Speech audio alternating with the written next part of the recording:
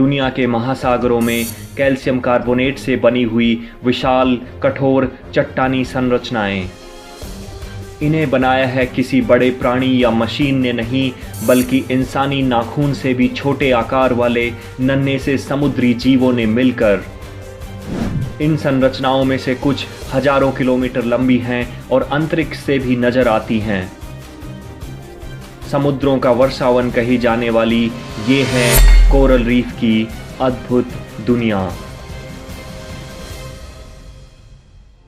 मैं हूं आपका दोस्त अरविंद और स्वागत करता हूं मेरे YouTube चैनल पर। आगे बढ़ने से पहले प्लीज़ मेरे चैनल को सब्सक्राइब कीजिए और नोटिफिकेशन बेल आइकन को प्रेस कीजिए ताकि नए वीडियोस के बारे में जानकारी आपको सबसे पहले मिलती रहे। ओशियंस में कोरल रीफ्स को बनाती हैं कोरल नाम के समुद्री जीवों की कुछ प्रजातियां।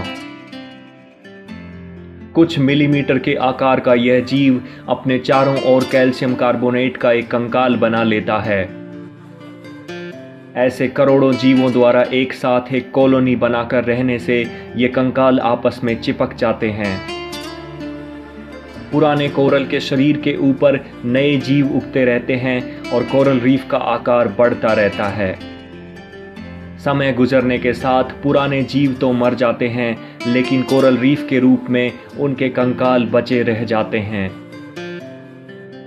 एक बड़ी कोरल रीफ को बनाने की प्रक्रिया काफ़ी समय लेती है और यही कारण है कि आज धरती पर मौजूद ज़्यादातर कोरल रीफ्स 5 से लेकर 10,000 साल तक पुराने हैं।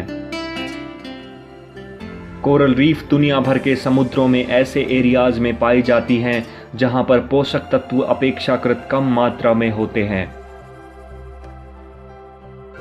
और इसका कारण है इनके भोजन बनाने का बेहद अनोखा और प्राणी जगत का बेहद दुर्लभ तरीका। कोरल के शरीर में जूजेंथली नाम का शैवाल रहता है जो सूरज की रोशनी में फोटोसिंथेसिस से भोजन बनाता है।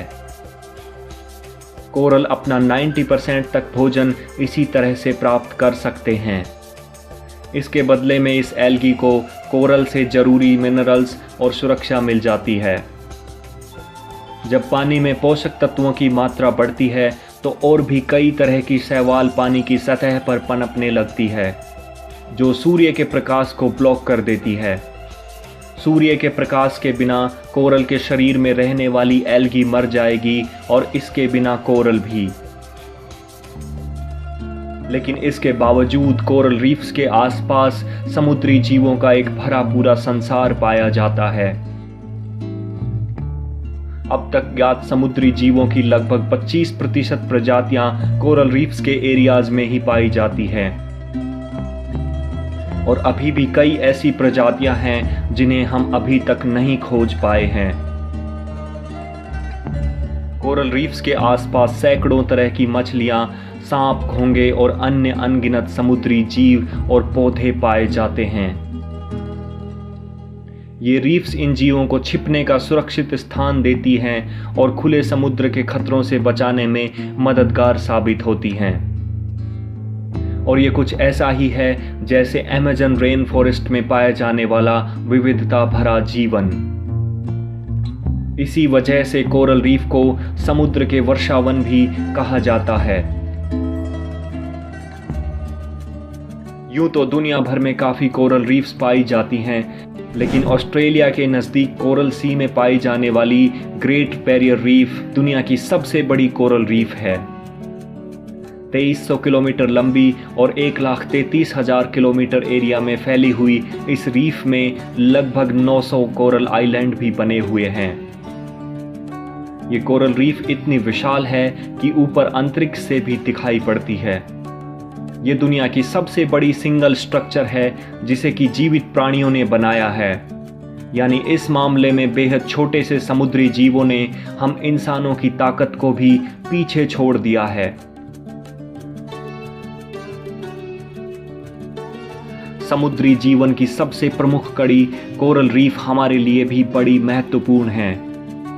दुनिया भर में इंसानों द्वारा खाए जाने वाले समुद्री भोजन का एक बड़ा हिस्सा इन्हीं कोरल रीफ में रहने वाली मछलियों और अन्य समुद्री जीवों से प्राप्त किया जाता है। कोरल रीफ और इनके अजूबे जैविक संसार को देखने के लिए हर साल लाखों की संख्या में पर्यटक यहाँ आते हैं और इनके आने से संबंधित देशों को काफ़ी आय होती है और लाखों लोगों को रोजगार मिलता है।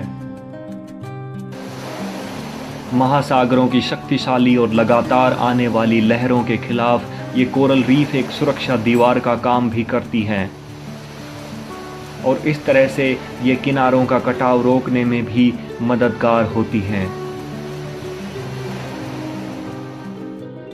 लेकिन आज दुनिया भर में ये कोरल रीफ खतरे में हैं और इनके लिए खतरा बन रहे हैं हम इंसान। पिछले कुछ सालों में जीवाश्म ईंधन के लगातार बढ़ते उपयोग से वायुमंडल में कार्बन डाइऑक्साइड की मात्रा तेजी से बढ़ी है। धरती की अधिकतर सतह समुद्रों से ढकी होने के कारण महासागरों का पानी इस कार्बन डाइऑक्साइड को तेजी से सोख रहा है। यह कार्बन डाइऑक्साइड पानी के साथ मिलकर एसिड बनाती है और यह अम्लीय पानी धीरे धीरे कोरल रीफ को घोलकर उन्हें खत्म कर रहा है।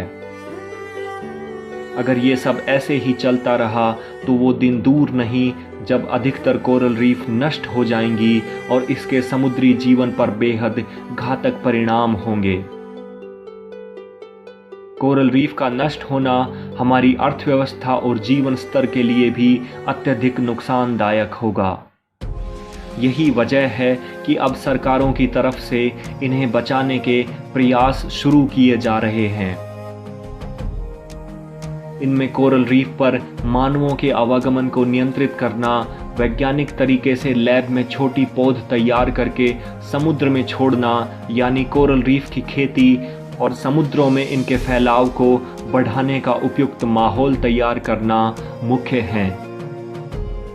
इन प्रयासों में कुछ हद तक सफलता भी मिली है, लेकिन ऑलरेडी कोरल रीफ्स को इतना नुकसान पहुंच चुका है कि अभी भी इस दिशा में बहुत काम किया जाना बाकी है। आज वो समय आ गया है जब सब देशों को मिलकर यह समझना होगा कि हमारे विकास की अंधी दौड़ की कीमत महासागरों के इन बेशकीमती खजानों का नष्ट होना नहीं हो सकता है। उम्मीद है ये वीडियो आपको पसंद आया होगा। अगर हाँ तो प्लीज़ वीडियो को लाइक, शेयर, कमेंट और चैनल को सब्सक्राइब करना मत भूलिएगा। मिलते हैं एक नई वीडियो में जल्दी ही।